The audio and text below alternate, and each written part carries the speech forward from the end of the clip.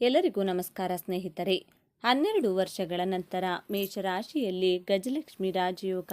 ಈ 9 ರಾಶಿಯವರ ಮನೆಗೆ ಲಕ್ಷ್ಮಿಯ ಆಗಮನ. ಗ್ರಹಗಳು ಕಾಲಕಾಲಕ್ಕೆ ರಾಶಿಯನ್ನು ಬದಲಾಯಿಸುತ್ತಲೇ ಇರುತ್ತವೆ. ಜ್ಯೋತಿಷ್ಯದಲ್ಲಿ ಅಸುರರ ರಾಜ ಎಂದು ಪರಿಗಣಿಸಲ್ಪಟ್ಟಿರುವ ಶುಕ್ರ ಗ್ರಹ ಪ್ರತಿ 30 ದಿನಗಳಿಗೊಮ್ಮೆ ರಾಶಿಯನ್ನು ಬದಲಾಯಿಸುತ್ತದೆ. ಪ್ರಸ್ತುತ ಶುಕ್ರನು ಗುರು ಭಗವಾನ್ ರಾಶಿಯಾದ ಮೀನರಾಶಿಯಲ್ಲಿ ಸಾಗುತ್ತಿದೆ. ಈ ಸಂದರ್ಭದಲ್ಲಿ ಶುಕ್ರ ಗ್ರಹ ಮೇಷರಾಶಿಗೆ ಹೋಗುತ್ತದೆ. ಭಗವಾನ್ ಗುರು ಈಗಾಗಲೇ ಈ ಮೇಷರಾಶಿಯಲ್ಲಿ ಸಂಚರಿಸುತ್ತಿದೆ. ಇದರ ಫಲವಾಗಿ ಮೇಷರಾಶಿಯಲ್ಲಿ ಗುರು ಶುಕ್ರ ಸಂಯೋಗ ಉಂಟಾಗುತ್ತದೆ. ಈ ಸಂಯೋಜನೆಯು ಅತ್ಯಂತ ಮಂಗಳಕರವಾದ ಯೋಗವನ್ನು ರೂಪಿಸುತ್ತದೆ. ಅದುವೇ ಗಜಲಕ್ಷ್ಮಿ ರಾಜಯೋಗ. ಮೇಷರಾಶಿಯಲ್ಲಿ ಗಜಲಕ್ಷ್ಮಿ ರಾಜಯೋಗವು ರೂಪುಗೊಂಡಿರುವುದರಿಂದ ಎಲ್ಲ ರಾಶಿಗಳಲ್ಲಿ ಇದರ ಪರಿಣಾಮ ಕಂಡುಬಂದರೂ ಕೆಲವರಿಗೆ ಈ ಯೋಗವು ಹಣದ ಹರಿವನ್ನು ಹೆಚ್ಚಿಸಲಿದೆ. ಹಾಗಾದರೆ ಈಗ ಮೇಷರಾಶಿಯಲ್ಲಿ ಗಜಲಕ್ಷ್ಮಿ ರಾಜಯೋಗದಿಂದ ಯಾರಿಗೆ ಅದೃಷ್ಟ ಒಲಿಯುತ್ತದೆ ಎಂದು ನೋಡೋಣ.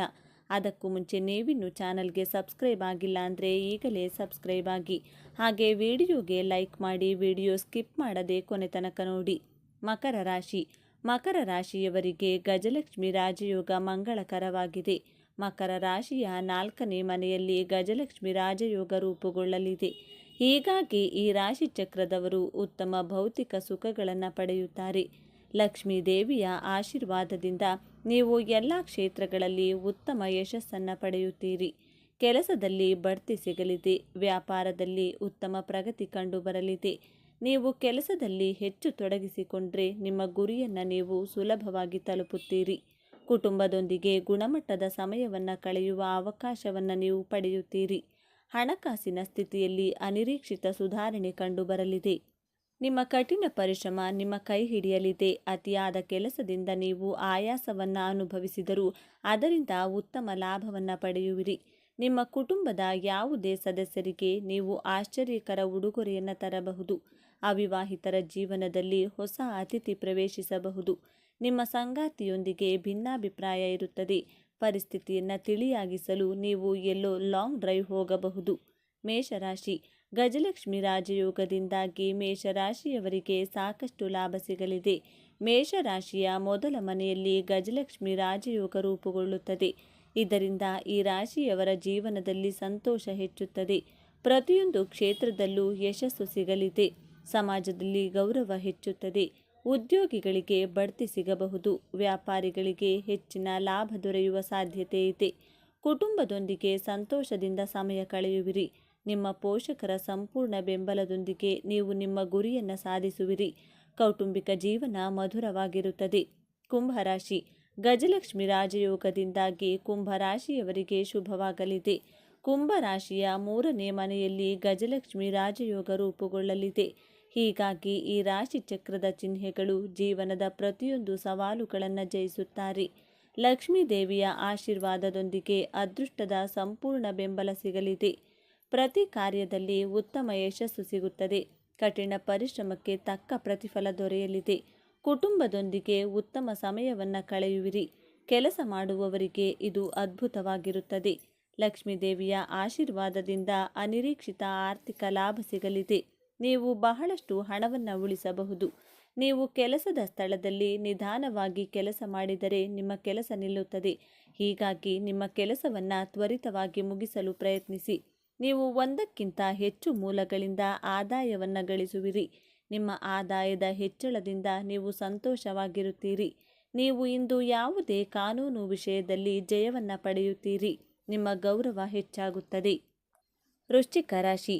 ಸಮಾಜದಲ್ಲಿ ವೃಶ್ಚಿಕ ರಾಶಿಯ ಜನರಿಗೆ ಇರುವಂತಹ ಪ್ರತಿಷ್ಠೆ ಹಾಗೂ ಗೌರವಗಳು ಹೆಚ್ಚಾಗಲಿವೆ. ಹಾಗೂ ನೌಕರಿಯಲ್ಲಿ ಕೂಡ ಉತ್ತಮ ಪದ ಪ್ರತಿಷ್ಠಾಪನೆಯಾಗಲಿದೆ. ಅಂದರೆ ಪ್ರಮೋಷನ್ ಸಿಗಲಿದೆ. ವಿಶೇಷವಾಗಿ ಸರ್ಕಾರಿ ಕೆಲಸದಲ್ಲಿರುವವರಿಗೆ ಪ್ರಮೋಷನ್ ಸಿಗುವುದು ಖಂಡಿತ. ದೂರ ಪ್ರಯಾಣ ಮಾಡುವುದಕ್ಕೆ ಖರ್ಚಿನ ಹೆಚ್ಚಳವಾಗಲಿದೆ. ಶತ್ರುಗಳ ವಿರುದ್ಧ ನೀವು ಗೆಲುವನ್ನು ಸಾಧಿಸಬಹುದಾಗಿದೆ. ವೃಶ್ಚಿಕ ರಾಶಿಯವರಿಗೆ ಸಾಕಷ್ಟು ಸಮಯಗಳಿಂದ ಕಾಡುತ್ತಿರುವ ಆರೋಗ್ಯ ಸಮಸ್ಯೆಗಳಿಂದ ಮುಕ್ತಿ ಸಿಗಲಿದೆ.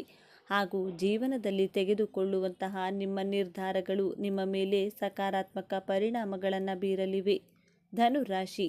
ಸಾಕಷ್ಟು ಸಮಯಗಳಿಂದ ಮದುವೆಯಾಗಿ ಸಂತಾನ ಭಾಗ್ಯಕ್ಕಾಗಿ ಕಾಯುತ್ತಿರುವಂಥ ಧನುರಾಶಿಯವರಿಗೆ ಅತಿ ಶೀಘ್ರದಲ್ಲಿ ಶುಭ ಸುದ್ದಿ ಸಿಗಲಿದೆ. ಆರ್ಥಿಕತೆಯ ವಿಚಾರದಲ್ಲಿ ಕೂಡ ಧನು ರಾಶಿಯವರಿಗೆ ಸಾಕಷ್ಟು ಲಾಭಾಂಶಗಳು ಸಿಗಲಿದೆ. ಧನು ರಾಶಿಯವರು ಮಾಡುವಂತಹ ಪ್ರತಿಯೊಂದು ಕೆಲಸಗಳಲ್ಲಿ ಕೂಡ ಭಾಗ್ಯದ ಜೊತೆಗಾರಿಕೆ ಸಿಗುವುದರ ಮೂಲಕ ಪ್ರತಿಯೊಂದು ವಿಚಾರದಲ್ಲಿ ಕೂಡ ಗೆಲುವನ್ನು ಸಾಧಿಸಲಿದ್ದಾರೆ. ಒಂದು ವೇಳೆ ಧನು ರಾಶಿಯವರು ರಾಜಕೀಯ ಕ್ಷೇತ್ರದಲ್ಲಿದ್ದರೆ ಈ ಚುನಾವಣೆಯ ಸಂದರ್ಭದಲ್ಲಿ ಅವರಿಗೆ ರಾಜಕೀಯ ಕ್ಷೇತ್ರದಲ್ಲಿ ಮುಖ್ಯ ನೆಲೆಗೆ ಬರುವಂತಹ ಅವಕಾಶಗಳನ್ನು ಕಲ್ಪಿಸಲಾಗುತ್ತದೆ.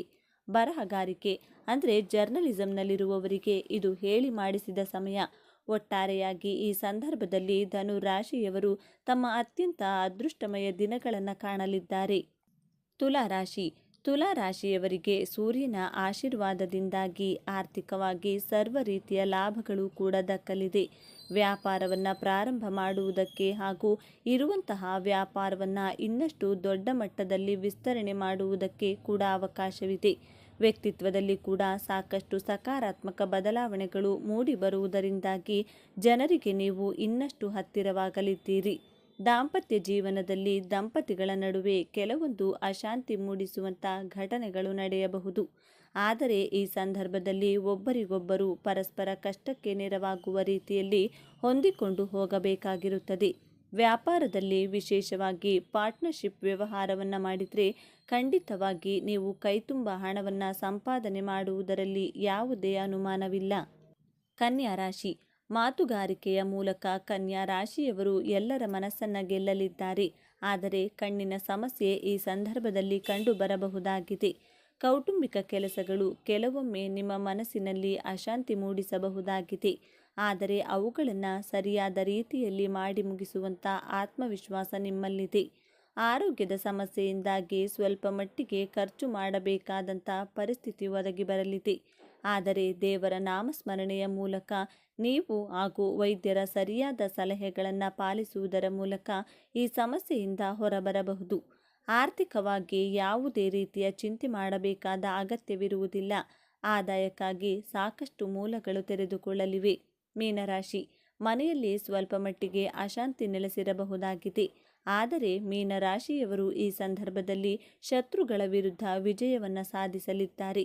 ಆದರೆ ಈ ಸಂದರ್ಭದಲ್ಲಿ ಪ್ರಮುಖವಾಗಿ ಹೊಟ್ಟೆ ಹಾಗೂ ಕಾಲಿನ ಆರೋಗ್ಯ ಸಮಸ್ಯೆಗಳು ಕಂಡುಬರಲಿದ್ದು ತಮ್ಮ ಆರೋಗ್ಯದ ಬಗ್ಗೆ ಮೀನರಾಶಿಯವರು ಸ್ವಲ್ಪ ಮಟ್ಟಿಗೆ ಹೆಚ್ಚಿನ ಜಾಗೃತಿ ವಹಿಸುವುದು ಒಳ್ಳೆಯದು. ಆದರೆ ಈ ಸಂದರ್ಭದಲ್ಲಿ ಕೂಡ ಸೂರ್ಯನ ಆಶೀರ್ವಾದದಿಂದ ಕೆಲವೊಂದು ಹಳೆಯ ಗಂಭೀರ ಆರೋಗ್ಯ ಸಮಸ್ಯೆಗಳು ಪರಿಹಾರವಾಗಲಿವೆ. ಉದ್ಯೋಗ ಕ್ಷೇತ್ರದಲ್ಲಿ ನಿಮ್ಮ ಪ್ರತಿಸ್ಪರ್ಧಿಗಳಿಂದ ನಿಮಗೆ ಸಾಕಷ್ಟು ಅಡ್ಡಿ ಆತಂಕಗಳು ಬರಬಹುದಾಗಿದೆ. ಆದರೆ ಅವರನ್ನೆಲ್ಲ ಸೋಲಿಸಿ ವಿಜಯ ಪಥದತ್ತ ಸಾಗುವ ಚಾಣಾಕ್ಷತೆ ನಿಮ್ಮಲ್ಲಿದೆ ಅನ್ನೋದನ್ನು ಮರೆಯಬೇಡಿ.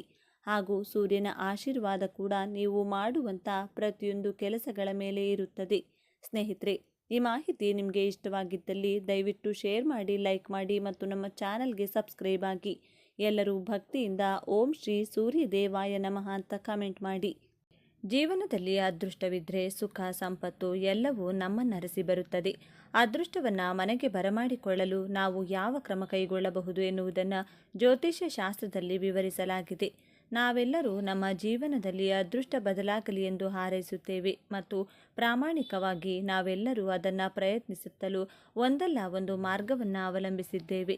ಕೆಲವರು ಧಾರ್ಮಿಕ ಸ್ಥಳಕ್ಕೆ ಭೇಟಿ ನೀಡುವುದರ ಮೂಲಕ ನಮ್ಮ ಅದೃಷ್ಟ ಬದಲಾಗುತ್ತದೆ ಎಂದುಕೊಂಡರೆ, ಮತ್ತೊಂದೆಡೆ ದೇವರೊಂದಿಗೆ ಸಂಪರ್ಕ ಹೊಂದಲು ಮತ್ತು ಆತನ ಆಶೀರ್ವಾದವನ್ನು ಪಡೆಯಲು ಧ್ಯಾನವನ್ನು ಅನುಸರಿಸುವುದನ್ನು ಪರಿಗಣಿಸುತ್ತಾರೆ. ಆದಾಗ್ಯೂ ಅದೃಷ್ಟವನ್ನು ಸಾಧಿಸುವ ಈ ವಿಧಾನಗಳಿಗೆ ಸೇರ್ಪಡೆ ಅಂದರೆ ಅದೃಷ್ಟ ತರುವ ವಸ್ತು ಯಾವುದು ಗೊತ್ತಾ? ಮನೆಯಲ್ಲಿ ಹಣಕಾಸಿನ ಸಮಸ್ಯೆಗಳು ಇರಬಾರದು. ಸಾಲದ ಸಮಸ್ಯೆಗಳೆಲ್ಲ ನಿವಾರಣೆಯಾಗಬೇಕು. ಮಾಡುವಂತಹ ಕೆಲಸಗಳಲ್ಲೆಲ್ಲ ಯಶಸ್ಸು ದೊರೆಯಬೇಕು. ಸಂತಾನ ಪ್ರಾಪ್ತವಾಗಬೇಕು. ಹಾಗೂ ಮಕ್ಕಳು ಸಹ ಓದಬೇಕು ಹಾಗೂ ಕೆಲಸ ಕಾರ್ಯಗಳಲ್ಲಿ ಮುಂದೆ ಬರಬೇಕು ಎಂದರೆ ಅದಕ್ಕೆ ಮಹಾಲಕ್ಷ್ಮಿಯ ಅನುಗ್ರಹ ಬೇಕೇ ಬೇಕು. ಆತ್ಮೀಯರೇ, ಈ ಒಂದು ಬೀಜವನ್ನು ನಮ್ಮ ಹಿಂದೂ ಧರ್ಮದಲ್ಲಿ ಅತ್ಯಂತ ಶುಭಕರವಾದ ಅದೃಷ್ಟದ ವಸ್ತು ಎಂದೇ ಪರಿಗಣನೆ ಮಾಡಲಾಗುತ್ತದೆ. ಈ ಬೀಜಗಳನ್ನು ಚಿನ್ನಕ್ಕೆ ಸಮಾನವಾಗಿ ಪರಿಗಣಿಸಲಾಗುತ್ತದೆ. ಈ ಬೀಜಗಳು ಮನೆಯಲ್ಲಿದ್ದರೆ ಸಾಕು, ಮಹಾಲಕ್ಷ್ಮೀ ದೇವಿ ಕೃಪೆಗೆ ಪಾತ್ರರಾಗಬಹುದು. ಸಂಪತ್ತು ಆಕರ್ಷಿತಗೊಳ್ಳುವುದಲ್ಲದೆ ಗ್ರಹದೋಷಗಳಿಗೂ ಸಹ ಪರಿಹಾರವನ್ನು ಕಂಡುಕೊಳ್ಳಬಹುದು. ಮುರಿದ ಸಂಬಂಧಗಳನ್ನು ಮರುನಿರ್ಮಿಸಲು, ನಕಾರಾತ್ಮಕತೆಯನ್ನು ದೂರ ಮಾಡಲು ಹಾಗೂ ಅಪಾಯಗಳ ವಿರುದ್ಧ ಹೋರಾಡಲು ಈ ಬೀಜಗಳು ಪರಿಣಾಮಕಾರಿಯಾಗಿ ಕೆಲಸ ಮಾಡುತ್ತವೆ. ನಾವಿಂದು ಹೇಳ ಹೊರಟಿರುವಂಥ ವಸ್ತುವಿನ ಹೆಸರೇ ಗುಲಗಂಜಿ. ಕಡು ಕೆಂಪಗಿನ ಮೈಬಣ್ಣ ಹಾಗೂ ಕಪ್ಪು ಚುಕ್ಕೆ ಇರುವಂತಹ ಸಣ್ಣ ಬೀಜವೇ ಗುಲಗಂಜಿ. ಇದು ಮೊಟ್ಟೆಯ ಆಕಾರದಲ್ಲಿರುತ್ತದೆ. ನಮ್ಮ ಈ ಪ್ರಸ್ತುತ ಸಂಚಿಕೆಯಲ್ಲಿ ಗುಲಗಂಜಿ ಏಕಿಷ್ಟು ವಿಶೇಷ, ಈ ಗುಲಗಂಜಿಯಿಂದ ಲಕ್ಷ್ಮಿ ಕಟಾಕ್ಷಕ್ಕೆ ಪಾತ್ರರಾಗುವುದು ಹೇಗೆ ಎಂಬಿತ್ಯಾದಿ ಕುತೂಹಲಭರಿತ ಮಾಹಿತಿಗಳನ್ನೆಲ್ಲ ಒಂದೊಂದಾಗಿ ತಿಳಿದುಕೊಳ್ಳೋಣ. ಅದಕ್ಕೂ ಮುಂಚೆ ನೀವಿನ್ನು ಚಾನಲ್ಗೆ ಸಬ್ಸ್ಕ್ರೈಬ್ ಆಗಿಲ್ಲ ಅಂದರೆ ಈಗಲೇ ಸಬ್ಸ್ಕ್ರೈಬ್ ಆಗಿ, ಹಾಗೆ ವಿಡಿಯೋಗೆ ಲೈಕ್ ಮಾಡಿ, ವಿಡಿಯೋ ಸ್ಕಿಪ್ ಮಾಡದೆ ಕೊನೆ ತನಕ ನೋಡಿ. ಎಲ್ಲರೂ ಭಕ್ತಿಯಿಂದ ಓಂ ಶ್ರೀ ಮಹಾಲಕ್ಷ್ಮಿ ನಮಃ ಅಂತ ಕಮೆಂಟ್ ಮಾಡಿ. ಗುಲಗಂಜಿ ಈ ಮಣಿಗಳನ್ನು ಹಿಂದೂ ಧರ್ಮದಲ್ಲಿ ಅತ್ಯಂತ ಶುಭಕರವಾದ ಅದೃಷ್ಟದ ವಸ್ತು ಎಂದು ಪರಿಗಣಿಸಲಾಗಿದೆ. ಇದರ ಗಿಡಗಳು ಹೆಚ್ಚಾಗಿ ಅರಾವಳಿ ಪರ್ವತದಲ್ಲಿ ಬೆಳೆಯುತ್ತವೆ. ನಂಬಿಕೆಯ ಪ್ರಕಾರ ಇದು ಯಾರ ಕೈ ಸೇರಬೇಕೋ ಅವರ ಕೈಯನ್ನೇ ಸೇರುತ್ತದೆಯಂತೆ. ಈ ಮಣಿಗಳಿಗೆ ಸಂಬಂಧಿಸಿದ ಇನ್ನೊಂದು ನಂಬಿಕೆ ಅಂದರೆ ಇದು ಎಂದಿಗೂ ದುರದೃಷ್ಟಕರ ವ್ಯಕ್ತಿಯೊಂದಿಗೆ ಇರುವುದಿಲ್ಲ. ಆದ್ದರಿಂದ ನೀವು ಅವುಗಳನ್ನು ಕಳೆದುಕೊಂಡ್ರೆ ನಿಮ್ಮ ಕರ್ಮವನ್ನು ನೀವು ಬದಲಾಯಿಸಬೇಕಾಗಿದೆ ಎನ್ನುವುದನ್ನು ಅರ್ಥ ಮಾಡಿಕೊಳ್ಳಿ. ಈ ಮಣಿಗಳು ಲಕ್ಷ್ಮೀ ದೇವರನ್ನು ಸಂಕೇತಿಸುತ್ತವೆ. ಆದ್ದರಿಂದ ಯಾವಾಗಲೂ ಲಾಕರ್, ಪರ್ಸ್, ವ್ಯಾಲೆಟ್ ಇತ್ಯಾದಿಗಳಲ್ಲಿ ಇಡಬೇಕು. ಇವು ಸಂಪತ್ತನ್ನು ನೀಡುವುದರ ಜೊತೆಗೆ ಮುರಿದ ಸಂಬಂಧಗಳನ್ನು ಪುನರ್ನಿರ್ಮಿಸಲು, ನಕಾರಾತ್ಮಕತೆಯನ್ನು ದೂರವಿಡಲು ಮತ್ತು ದೈಹಿಕ ಅಪಾಯಗಳ ವಿರುದ್ಧ ಹೋರಾಡಲು ಗುಲಗಂಜಿ ಮಣಿಗಳು ಸಹಾಯ ಮಾಡುತ್ತವೆ. ಇನ್ನೊಂದು ವಿಚಾರವೆಂದರೆ ಈ ಗುಲಗಂಜಿ ಅತ್ಯಂತ ವಿಷಕಾರಿಯೂ ಹೌದು. ಗುಲಗಂಜಿ ನೋಡಲು ಕೃತಕ ವಸ್ತುವಿನಂತೆ ಕಂಡುಬಂದರೂ ಇದೊಂದು ಪ್ರಕೃತಿ ದತ್ತವಾಗಿ ಬರುವಂತಹ ಸಂಪತ್ತು. ಗುಲಗಂಜಿ ದ್ವಿದಳ ಸಸ್ಯಗಳಲ್ಲಿ ಬಿಡುವಂತಹ ಒಂದು ಬೀಜ. ಇದರ ಗಾತ್ರ ಹಲಸಂದೆ ಕಾಳಿನಷ್ಟಿರುತ್ತದೆ. ಕೆಂಪು ಬಣ್ಣದ ಚಿಕ್ಕ ಹವಳಗಳಂತೆ ಇರುವುದರಿಂದ ಹವಳ ಬಟಾಣಿ ಎಂದು ಸಹ ಕರೆಯುತ್ತಾರೆ. ಗುಲಗಂಜಿಯ ಗಿಡ ಹಳದಿ ಬಣ್ಣದ್ದಾಗಿದ್ದು ಕೆಂಪು ಹೂಗಳನ್ನು ಬಿಡುತ್ತದೆ. ಇದು ಬೇರೆ ಮರಗಳನ್ನು ಆಶ್ರಯಿಸಿ ಬೆಳೆಯುವಂತಹ ಬಳ್ಳಿಯಾಗಿದೆ. ಸಾಮಾನ್ಯವಾಗಿ ಒಂದು ಗೊಂಚಲಿನಲ್ಲಿ ಅನೇಕ ಫಲಗಳಿರುತ್ತವೆ. ಒಂದೊಂದು ಫಲದಲ್ಲಿಯೂ ಸಹ 3 ರಿಂದ 5 ಬೀಜಗಳಿರುತ್ತವೆ. ಕಾಡುಗಳಲ್ಲಿ ಯಥೇಚ್ಛವಾಗಿ ಬೆಳೆಯುವುದರಿಂದ ಗುಲಗಂಜಿಯನ್ನು ಕಾಡಿನ ರಾಣಿ ಎಂದು ಸಹ ಕರೆಯಲಾಗುತ್ತದೆ. ಕಡು ಕೆಂಪಗಿನ ಮೈಬಣ್ಣ ಮತ್ತು ಕಪ್ಪು ಚುಕ್ಕೆ ಇರುವ ಗುಲಗಂಜಿಯ ಸೌಂದರ್ಯಕ್ಕೆ ಮನಸೋಲದವರೇ ಇಲ್ಲ. ಚೀನಾ ದೇಶದಲ್ಲಿ ಗುಲಗಂಜಿ ಪ್ರೀತಿಯ ಸಂಕೇತವಾಗಿದೆ. ಕೆಂಪು ಮಾತ್ರವಲ್ಲದೆ ಬಿಳಿ, ಹಳದಿ, ಹಸಿರು ಹಾಗೂ ಕಪ್ಪು ಬಣ್ಣಗಳಲ್ಲಿಯೂ ಸಹ ಗುಲಗಂಜಿ ಲಭ್ಯವಿರುತ್ತದೆ. ಗುಲಗಂಜಿಗಳಲ್ಲಿ ಹಸಿರು ಮತ್ತು ಕಪ್ಪು ಗುಲಗಂಜಿಗಳು ದೊರಕುವುದೇ ಬಹಳ ವಿರಳ. ಪ್ರಾಚೀನ ಕಾಲಗಳಲ್ಲಿ ಬಂಗಾರದ ಅಂಗಡಿಗಳಲ್ಲಿ ಚಿನ್ನವನ್ನು ತೂಕ ಮಾಡಲು ಗುಲಗಂಜಿ ಬೀಜಗಳನ್ನು ಬಳಸಲಾಗ್ತಿತ್ತು. ಎಲ್ಲ ಗುಲಗಂಜಿ ಬೀಜಗಳು ಒಂದೇ ತೂಕವನ್ನು ಹೊಂದಿರುವುದು ಮತ್ತೊಂದು ವಿಶೇಷ. ಒಂದು ಗುಲಗಂಜಿ ಬೀಜದ ತೂಕ 125 ml ಎಷ್ಟು ಬೀಜಗಳು ಸೇರಿ 8 ಬೀಜಗಳು ಸೇರಿ 1 ಗ್ರಾಂ ತೂಗುತ್ತವೆ. ಗುಲಗಂಜಿಯ ಈ ಏಕರೂಪದ ತೂಕದಿಂದಾಗಿ ಇದನ್ನು ಬಂಗಾರವನ್ನು ತೂಕ ಮಾಡಲು ಬಳಸಲಾಗ್ತಿತ್ತು. ಈಗೆಲ್ಲ ಬಂಗಾರವನ್ನು ತೂಕ ಮಾಡಲು ಎಲೆಕ್ಟ್ರಾನಿಕ್ ತೂಕದ ಮಷಿನ್ಗಳು ಬಂದಿರುವುದರಿಂದ ಪ್ರಾಚೀನ ಕಾಲದ ರೀತಿಯಲ್ಲಿ ಗುಲಗಂಜಿಯ ಉಪಯೋಗ ಇಲ್ಲವೆಂದೇ ಹೇಳ್ಬೋದು. ಗುಲಗಂಜಿಯ ಆಕರ್ಷಕ ರಕ್ತವರ್ಣದ ಹೊಳಪು 30 ವರ್ಷಗಳವರೆಗೂ ಸಹ ಮಾಸದೆ ಉಳಿದುಕೊಳ್ಳುವುದರಿಂದ ಇದನ್ನು ಆಭರಣಗಳ ತಯಾರಿಕೆಯಲ್ಲಿಯೂ ಸಹ ಬಳಸಲಾಗುತ್ತದೆ. ಗುಲಗಂಜಿಯಿಂದ ತಯಾರಾದ ಆಭರಣಗಳನ್ನು ಧರಿಸುವುದು ಸಹ ಪ್ರತಿಷ್ಠೆಯ ವಿಷಯವಾಗಿತ್ತು. ಈಗಲೂ ಗುಲಗಂಜಿ ಮಣಿಗಳನ್ನು ಜಪಮಾಲೆ ತಯಾರಿಸಲು ಬಳಸಲಾಗುತ್ತದೆ. ಮಹಾಲಕ್ಷ್ಮೀ ದೇವಿಗೆ ಗುಲಗಂಜಿ ಎಂದರೆ ಬಹಳ ಇಷ್ಟ. ಚಿನ್ನ ಮಹಾಲಕ್ಷ್ಮೀ ದೇವಿಗೆ ಸಮ. ಈ ಬೀಜಗಳೊಂದಿಗೆ ಚಿನ್ನವನ್ನು ತೂಗುತ್ತಿದ್ದುದರಿಂದ ಗುಲಗಂಜಿ ಬೀಜಗಳು ಮಹಾಲಕ್ಷ್ಮೀ ದೇವಿಯನ್ನು ಸಂಕೇತಿಸುತ್ತವೆ. ಗುಲಗಂಜಿ ಬೀಜಗಳು ಅದೃಷ್ಟವನ್ನು ನೀಡುವುದಲ್ಲದೆ ಕೆಟ್ಟ ದೃಷ್ಟಿಯಿಂದಲೂ ಸಹ ರಕ್ಷಣೆಯನ್ನು ನೀಡುತ್ತವೆ. ಗುಲಗಂಜಿ ಬೀಜಗಳನ್ನು ದೀಪಾವಳಿ ಹಬ್ಬ, ಅಕ್ಷಯ ತೃತೀಯ ಹಬ್ಬಗಳೆಂದು ಪೂಜಿಸಿ ಆನಂತರ ಕೆಂಪು ವಸ್ತ್ರದಲ್ಲಿ ಸುತ್ತಿ ತಿಜೋರಿಯಲ್ಲಿರಿಸುವುದರಿಂದ ಸಂಪತ್ತು ವೃದ್ಧಿಯಾಗುತ್ತದೆ. ಲಕ್ಷ್ಮಿ ಕಟಾಕ್ಷವು ದೊರೆತು ಸಂತೋಷ ಹಾಗೂ ನೆಮ್ಮದಿ ಪ್ರಾಪ್ತವಾಗುತ್ತದೆ. ವ್ಯಾಪಾರ ಹಾಗೂ ಉದ್ಯೋಗಗಳಲ್ಲಿ ಅಭಿವೃದ್ಧಿಗಾಗಿ ಗುಲಗಂಜಿಯನ್ನು ಗಲ್ಲಪೆಟ್ಟಿಗೆಯಲ್ಲಿಯೂ ಸಹ ಇರಿಸಲಾಗುತ್ತದೆ. ಅಲ್ಲದೆ ಗುಲಗಂಜಿ ಬೀಜಗಳು ಕೆಟ್ಟ ದೃಷ್ಟಿ ಹಾಗೂ ಮಾಟಮಂತ್ರ ದುಷ್ಪರಿಣಾಮಗಳನ್ನು ಹೋಗಲಾಡಿಸುವ ಗುಣವನ್ನು ಹೊಂದಿರುತ್ತವೆ. ವೆಸ್ಟ್ ಇಂಡೀಸ್ನಲ್ಲಿ ಗುಲಗಂಜಿಯನ್ನು ದೃಷ್ಟಿ ನಿವಾರಕವಾಗಿ ತೋಳುಬಂದಿಯಲ್ಲಿ ಬಳಸಲಾಗುತ್ತದೆ. ಅಷ್ಟು ಮಾತ್ರವಲ್ಲದೆ ಗುಲಗಂಜಿಯಿಂದ ಹಲವು ಗ್ರಹ ದೋಷಗಳಿಗೂ ಸಹ ಪರಿಹಾರ ಲಭಿಸುತ್ತದೆ. ಬಿಳಿ ಬಣ್ಣದ ಗುಲಗಂಜಿಯನ್ನು ಮನೆಯಲ್ಲಿ ಇಟ್ಟುಕೊಳ್ಳುವುದರಿಂದ ಶುಕ್ರ ಗ್ರಹ ದೋಷ, ಕೆಂಪು ಬಣ್ಣದ ಗುಲಗಂಜಿಯನ್ನು ಕುಜದೋಷ, ಕಪ್ಪು ಬಣ್ಣದ ಗುಲಗಂಜಿಯಿಂದ ಶನಿ ದೋಷ, ಹಳದಿ ಬಣ್ಣದ ಗುಲಗಂಜಿಯಿಂದ ಗುರುದೋಷ ಹಾಗೂ ಹಸಿರು ಬಣ್ಣದ ಗುಲಗಂಜಿಯಿಂದ ಬುಧ ದೋಷ ನಿವಾರಣೆಯಾಗುತ್ತದೆ. ಗುಲಗಂಜಿಯ ಕುರಿತು ಅನೇಕ ಜನಪದದ ನಂಬಿಕೆಗಳಿವೆ. ಗುಲಗಂಜಿಯು ಯಾರ ಕೈಯನ್ನು ಸೇರಬೇಕೋ ಅವರ ಕೈಯನ್ನು ಮಾತ್ರ ಸೇರುತ್ತದೆ. ಕೆಟ್ಟ ಚಿಂತನೆ ಮತ್ತು ಕೆಟ್ಟ ದೃಷ್ಟಿ ಹೊಂದಿರುವ ವ್ಯಕ್ತಿಯೊಂದಿಗೆ ಗುಲಗಂಜಿ ಇರುವುದಿಲ್ಲ ಎಂಬುದು ನಮ್ಮ ಹಿಂದೂಗಳಲ್ಲಿ ಪುರಾತನ ಕಾಲದಿಂದಲೂ ಇರುವಂತಹ ಒಂದು ನಂಬಿಕೆ. ಇತ್ತೀಚಿನ ಕಾಲಘಟ್ಟದಲ್ಲಿ ಗುಲಗಂಜಿ ಬೀಜಗಳಲ್ಲಿ ಕಪ್ಪು ಬಣ್ಣ ಕಡಿಮೆಯಾಗುತ್ತಾ ಬಂದಿದೆ. ಯಾವಾಗ ಗುಲಗಂಜಿಯಲ್ಲಿ ಕಪ್ಪು ಬಣ್ಣವೇ ಇರುವುದಿಲ್ಲವೋ ಆಗ ಪ್ರಳಯವಾಗುತ್ತದೆ ಎಂಬುದು ಜನಪದದ ನಂಬಿಕೆ. ಎಲ್ಲ ವಸ್ತುಗಳಲ್ಲಿಯೂ ಒಳ್ಳೆಯದು ಮತ್ತು ಕೆಟ್ಟದ್ದು ಎಂಬ ಎರಡು ಮುಖಗಳಿರುವಂತೆ ಗುಲಗಂಜಿಯಲ್ಲಿಯೂ ಸಹ ಒಂದು ಕೆಟ್ಟ ಅಂಶವಿದೆ. ಅದೇ ಗುಲಗಂಜಿಯಲ್ಲಿರುವಂತಹ ವಿಷ. ಗುಲಗಂಜಿಯ ಬೀಜದಲ್ಲಿ ಅಬ್ರಿನ್ ಎಂಬ ಅಪಾಯಕಾರಿ ವಿಷವಿರುತ್ತದೆ. ಇದು ನಾಗರ ಹಾವಿನ ವಿಷಕ್ಕಿಂತಲೂ ಬಹಳ ವಿಷಕಾರಿ. ಮತ್ತೊಂದು ವಿಶೇಷತೆ ಅಂದರೆ ಗುಲಗಂಜಿಯ ಬೀಜದಲ್ಲಿ ಮಾತ್ರ ಈ ವಿಷವಿರುತ್ತದೆ. ಕಾಂಡ, ಎಲೆಗಳಲ್ಲಿ ಈ ವಿಷ ಕಂಡು ಬರುವುದಿಲ್ಲ. ಅದರಲ್ಲಿಯೂ ಗುಲಗಂಜಿ ಬೀಜದ ಮೇಲ್ಭಾಗದಲ್ಲಿ ಯಾವುದೇ ವಿಷವಿರುವುದಿಲ್ಲ. ಬೀಜದ ತಿರುಳಿನಲ್ಲಿ ವಿಷವಿರುತ್ತದೆ.